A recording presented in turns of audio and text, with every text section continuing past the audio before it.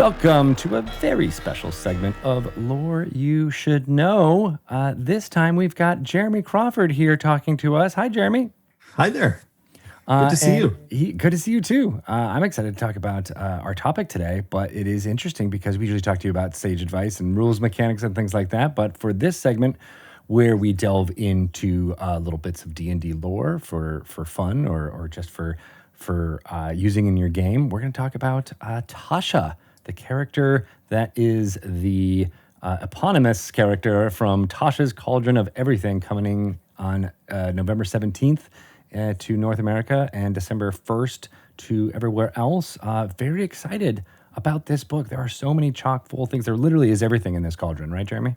Yes. Yeah. There is a little bit of, like, every major part of D&D is represented in some way inside this bubbling cauldron. That's amazing. I'm excited because we get to learn a lot about this character in addition to all of the fun mechanical bits like subclasses and magic items and spells. This character of Tasha is one that has been around for a very long time, right? When was she first introduced in the D&D lore? Tasha first appeared going all the way back to first edition D&D.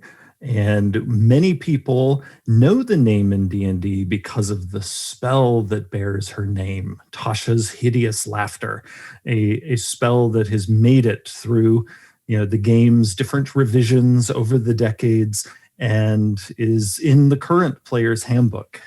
But what we realized when we were preparing work on this book, Tasha's Cauldron, way back at the beginning of 2019, even some of our early thinking in late 2018, we thought, we want to feature somebody, and Tasha was on our list as this amazing character who's been in D&D for decades, but is always sort of a key figure in various stories, or who is one of the few people in the entire D&D universe who has a spell with their name on it. Yet despite this, people, especially these days, often have no idea who is this person who, like Mordenkainen and Bigby and Tensor, has a spell with their name on it.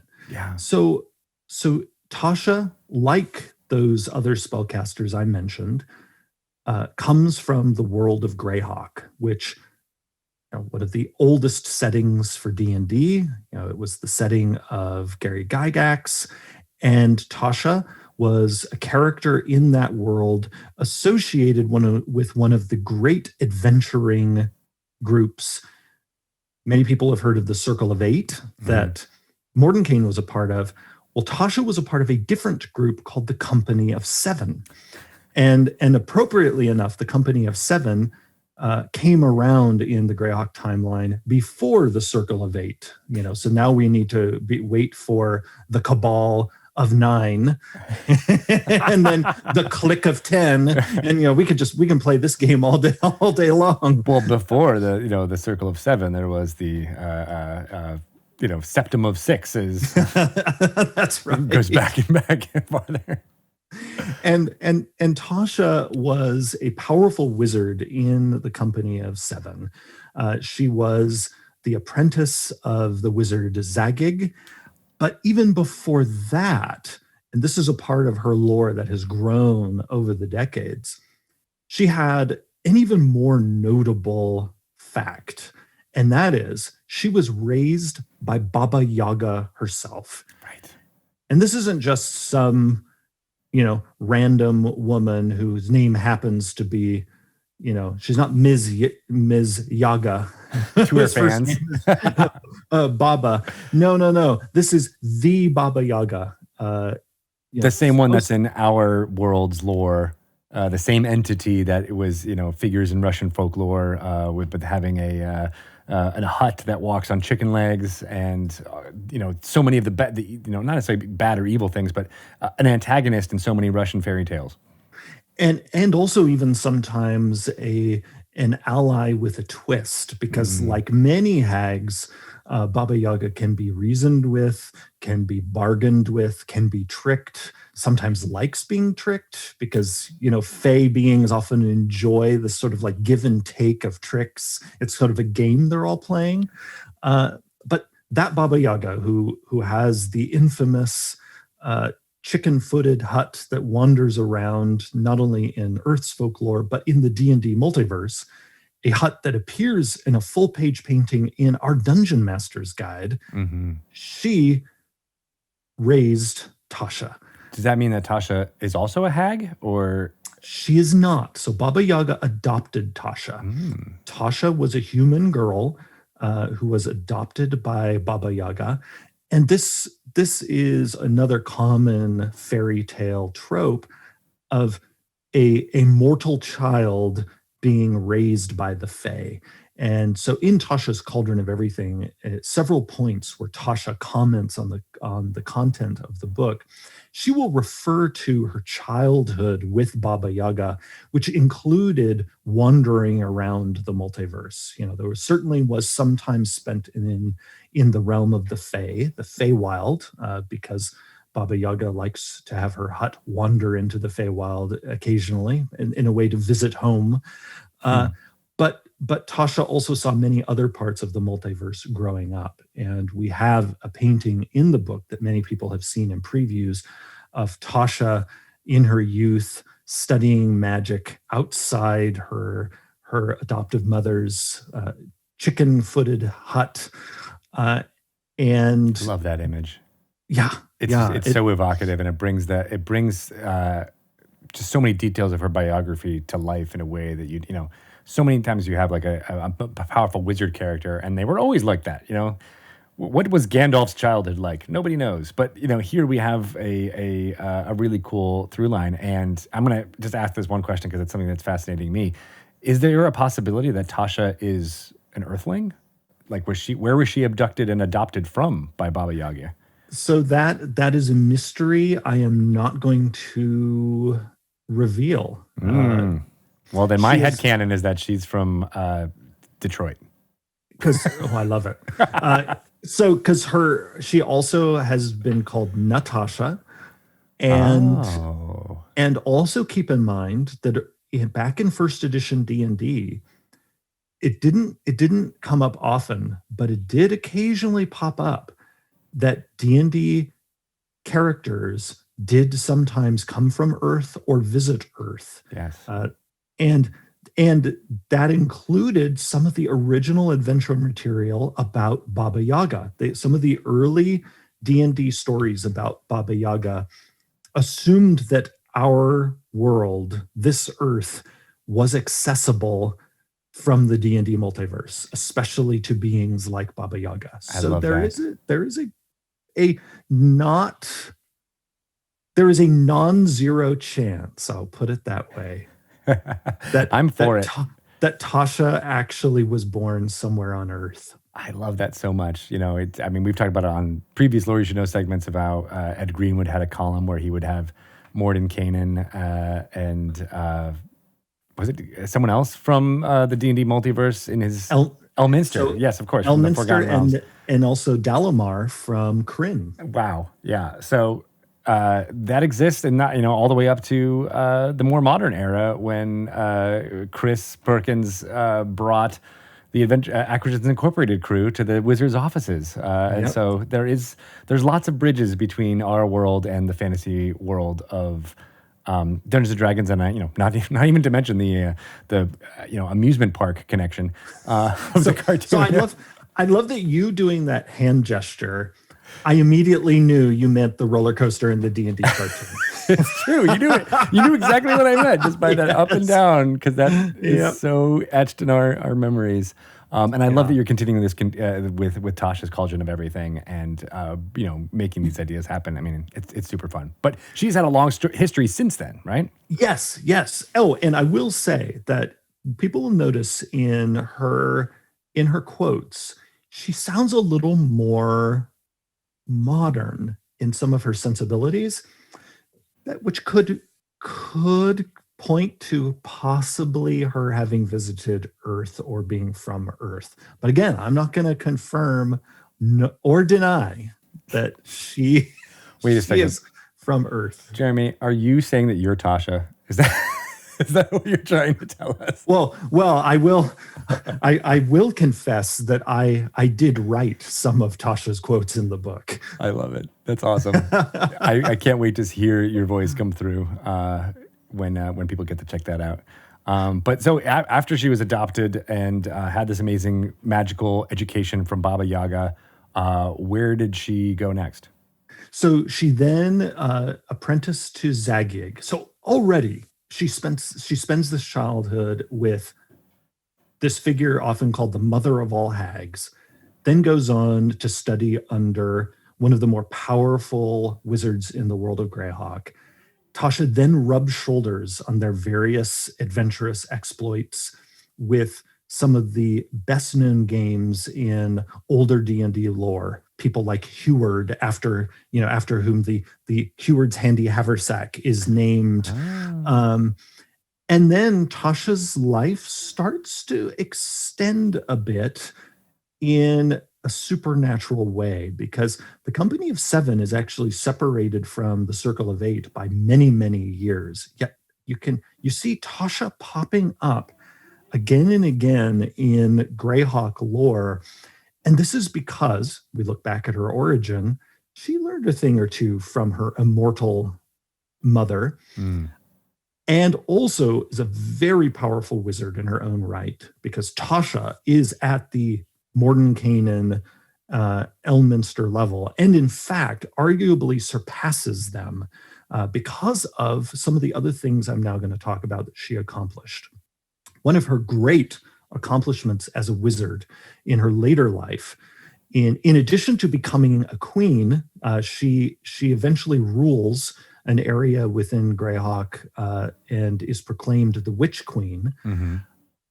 She also created the well-known artifact, the Demonomicon of Igwilf. This artifact is detailed in Tasha's Cauldron of Everything. And people listening to us might wonder, well, why didn't she put her own name on it? That's just it. Igwilf is also one of her names. Later in her life, as she grew more and more powerful and began to channel some of that magic she learned from her mother, Tasha began to transition from being a mortal, extremely powerful wizard to having some immortal qualities like Baba Yaga, and in the process adopted the title Igwilf. So if those of you who are interested in old D&D lore and look up both the name Tasha and the name Igwilf, you will realize Tasha has been involved in plot after plot after plot throughout D&D's history under one of her several names. Now, this Demonomicon, there's a lot of misinformation about it within even the D&D multiverse, because there are those who were Tasha's foes who view this item as a sign of Tasha's eventual villainy.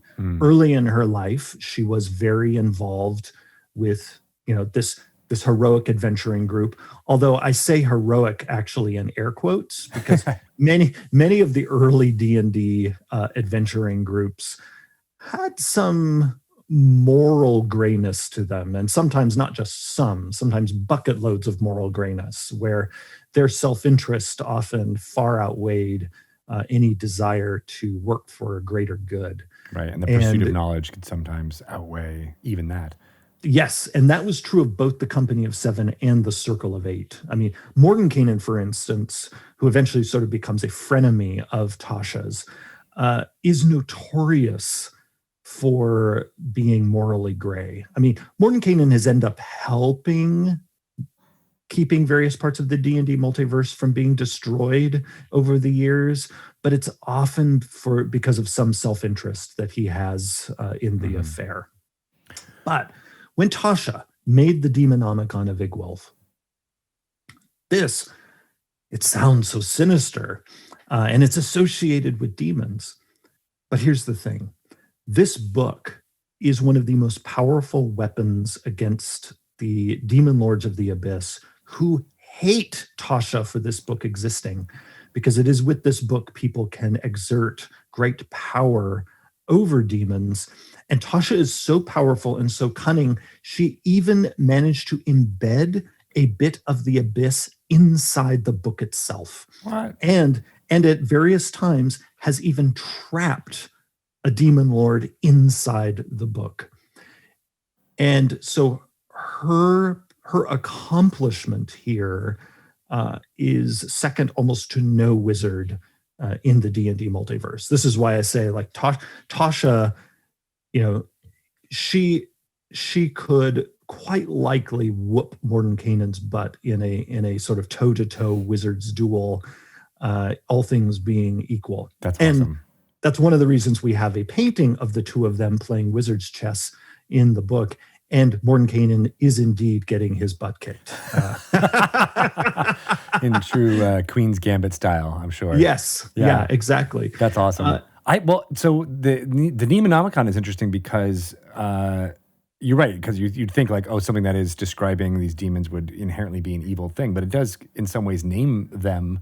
And, before it, maybe the D&D multiverse didn't have a clear idea that there were these different demon lord entities and that they had these different domains. And so by categorizing them and putting them into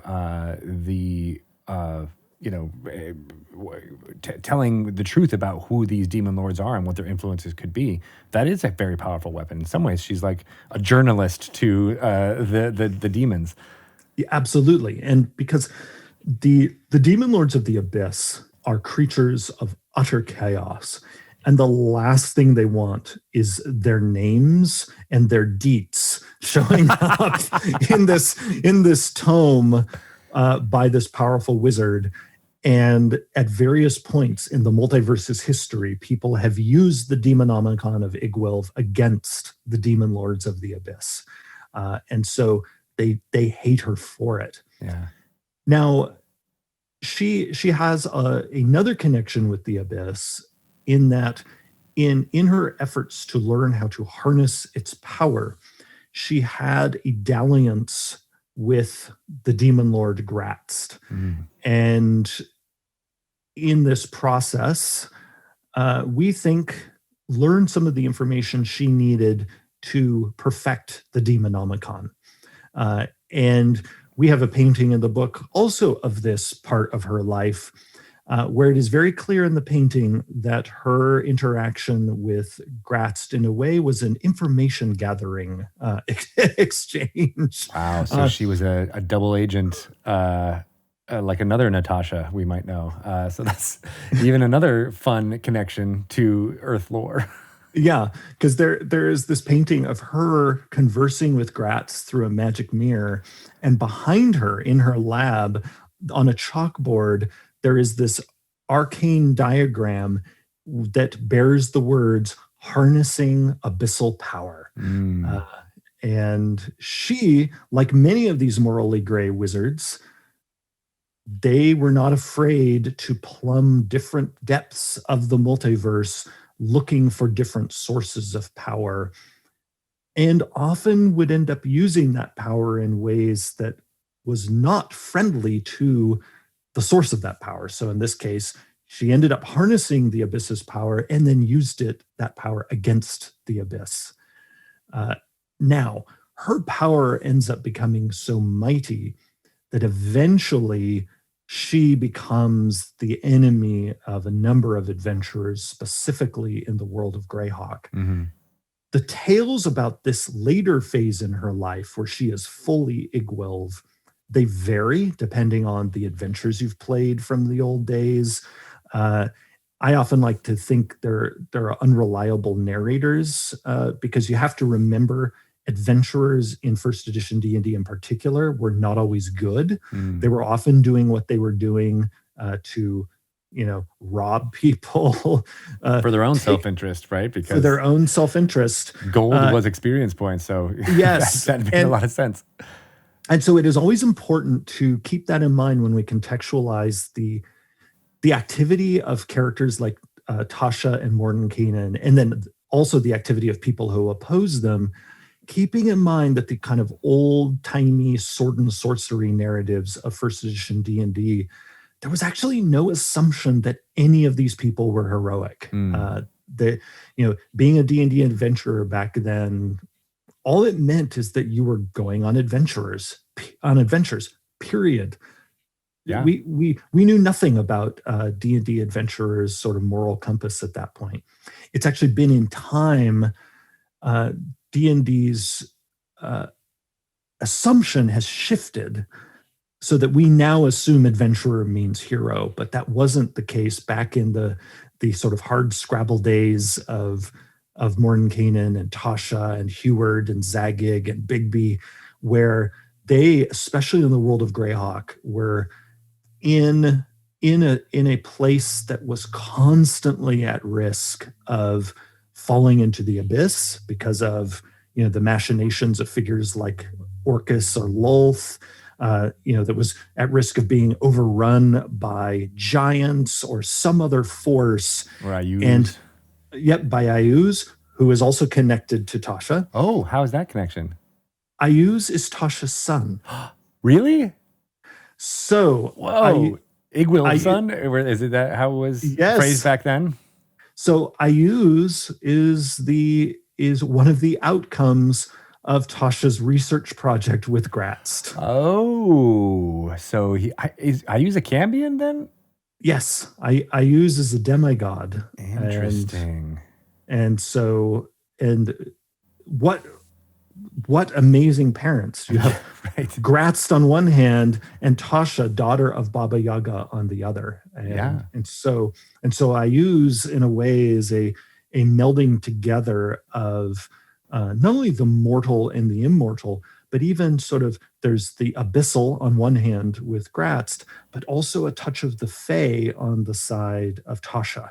And so there's you can almost think of it as a we sometimes imagine the unseelie Fae as having, these various sinister aims. And so you can imagine that if you take the sort of Fae influence from Tasha and mix it with the abyssal influence, well, we ended up with the bad egg, Ayuz, who ends up causing a lot of trouble in the world of Greyhawk. But I love that, if you flip it on its head, I mean, he had, as you say, a very storied parents, very, you could say the prophecies that were around his ascension.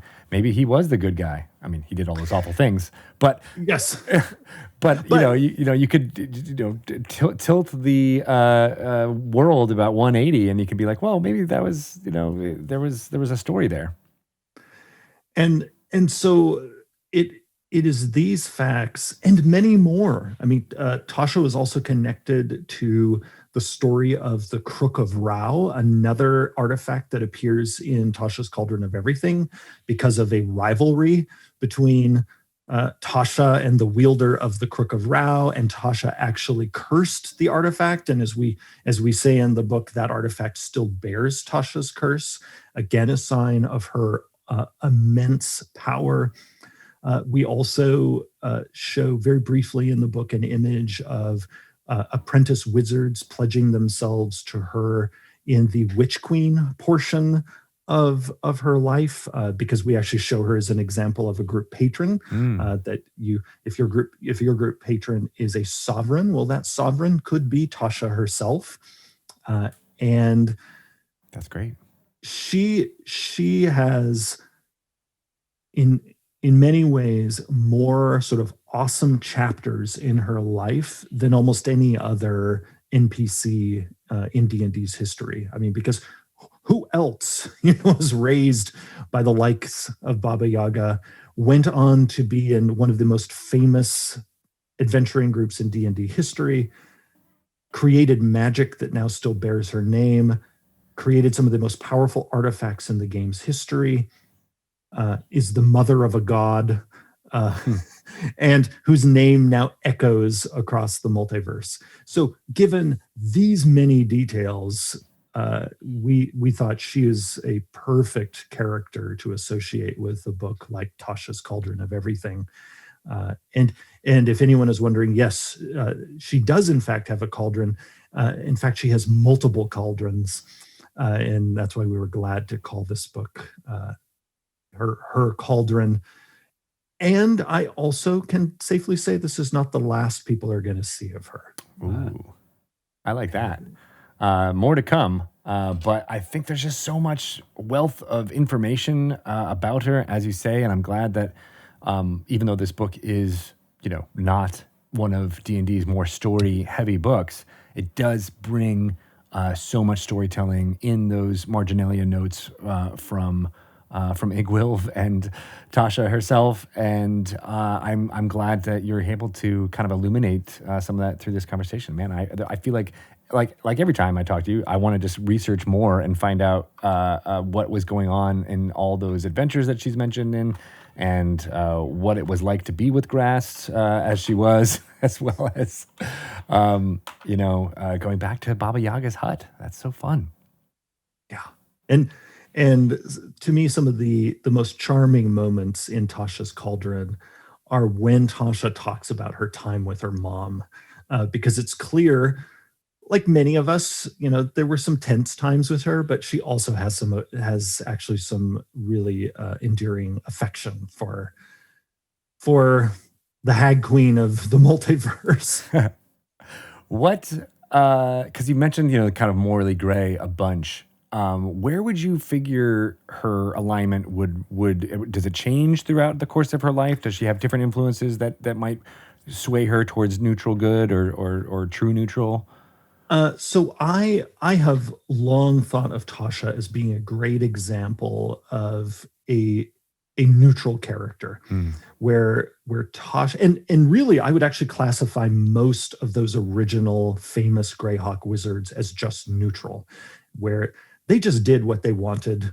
They often were helpful. They sometimes were not. They were not. They were rarely actively trying to do harm to the world. And Tasha has often been presented in a villainous light. But what's interesting is it's usually because of what someone else has done. People often think, oh, she must surely be a villain because she was the mother of Ayuz. And I'm like, wait a second. The sins of the child are not the sins of the parent, and vice versa. Yeah. So let's be careful there. And yes, she went to some of the more dangerous parts of the multiverse, the Abyss being a prime example, but she also went to many of the splendid and beautiful places in the multiverse. And I think it's actually really important to understand her character, to go back to her origin, which is one of the reasons why we emphasize it in the book. Her childhood was saturated by a Fae perspective. And the Fae are notorious for having a different way of pondering moral questions. They have, in a way, a different moral calculus than mortals tend to have. They often will prioritize truth telling above almost anything else. In a lot of folklore, the Fae will care far more about somebody being true to their word than about like notions of mercy or compassion. And so like having a moral compass, but sort of where the weight is placed being different as these sort of immortal beings who live in an entirely different realm from the material plane. And so Tasha grew up in that. She grew up within an immortal, and immortals also would have a very different view of existence than those of us who, can only count on, less than a century of life in most cases. That frames everything differently. If your mom had been alive for thousands of years and might be alive for thousands more, what a different upbringing you're going to have from, again, those of us, with our mortal parents. Right. And the smaller, well, to them, the perspective of smaller trials and tribulations of humans who only live for 50 years in some cases mean very little to them. Yes. And the other thing to keep in mind about Tasha, that because her early years were filled with journeying around the D&D multiverse, as soon as you get it outside of, I often think of the material plane worlds like Greyhawk and the Forgotten Realms. It's almost like the provinces. As soon as you get out of like the provinces and go to a place like the city of Sigil in the Outlands, where the Lady of Pain rules, you suddenly realize just how big and complex the D&D multiverse is. Because if someone is tempted to think, oh, Tasha is surely villainous because of her associations with Gratz, as I said, she didn't just have associations there. She had associations with creatures from all over the D&D multiverse. And anyone who goes to the city of Sigil, and this has always been true of Sigil, you could go to a cafe there and see an angel sipping tea with a devil. That as soon as you get off sort of like the what's going on the the streets of Baldur's Gate, or in the salons of the city of Greyhawk, and go to that broader, planar perspective, everything is interacting with everything else. The different creatures of those wondrous outer planes are not necessarily segmented off safely in their little sort of alignment zones. No, again, one of the earliest things about the outer planes is, no, you can go to some place and see the celestials having a peaceful conversation with devils. Now, they might go somewhere else and then have a massive war. Right. But it's complex. Yeah. And Tasha is complex, which is why I think she's such a fascinating character. Great. Well, I can't wait for people to delve into this fascinating character, as well as all the fascinating things that are in this tome, and play and create all of the fun characters, maybe to meet Tasha at some point in their fantastic careers, or to rival her. That would be fascinating to see. And so I hope Tasha's Cauldron and Everything, which again comes out on November 17th, provides inspiration not only in the creation of really amazing D&D characters, but in bringing to life this fascinating NPC, perhaps as a patron. I like that idea too. Oh, yeah. Yeah. I hope many people will have Tasha as a patron. And of course, I can't wait for when the Black Widow movie comes out. Well, we'll find out that, she is actually Tasha. Yes. Okay. I'll tell you. So in the Avengers movie, she didn't actually die. She actually fell into the Feywild. It's my headcanon. It's so good. And was raised by Baba Yaga. So yes, it's the same person. I love it. No, that's, none of that is true, obviously, unless you want it to be in your game. It's just a little fun thing I like to do. And Jeremy, again, thank you so much for coming on. I love how we said, oh, this is going to be a short, fun little segment, and here we are. 30 minutes later. We could talk about Tasha for a lot longer, I think, too. Oh yeah, the longer that we worked on this book, the more actually I think our design team came to just appreciate what a splendid character Tasha is. And in many ways, we were kicking ourselves like, why did we wait so long? I mean, just the possibilities with her are so vast. Have you seen the cosplay that Ginny D made of Tasha? Yes, spectacular. I love it. Yeah. And I've seen some other fans as well now, inspired by the gorgeous cover art for the book, doing Tasha cosplay. 'Tis the season. Which includes, I almost forgot to mention, the tattoo on her cheek. Ooh. Which, if anyone is wondering, what is that 3-pronged upward facing mark on her cheek? You might think, is it a trident? No. It's a chicken leg upside down because of who her mother is. Is that her sigil in a way? Like, is that her? That is her mother's mark, yeah. Which Tasha proudly bears on her face. I love that. I feel like we're going to see a lot more people tattooing that mark, maybe not on their cheeks, but in other places on their bodies, because that's, I think, going to speak to a lot of people. It's really cool. Yeah. Yeah. Awesome. Well, thank you, Jeremy. If people have any questions about what's going on with Dungeons & Dragons, including this fascinating character of Tasha, how can they get in touch with you? I'm reachable on Twitter at Jeremy E. Crawford. Awesome. Great. Well, again, thank you. And look for Tasha's Cauldron of Everything to be available on November 17th Your local game store will have 2 covers available. The alternate cover is also very evocative, a little bit different. Got greens and beiges and all types of things in there that really highlight the Fae characteristics of Tasha. And then, of course, that will be available for our UK or friends in Australia or all over the world on December 1st. And I look forward to people jumping in and creating fun characters. Thanks, everybody. Thank you. Bye.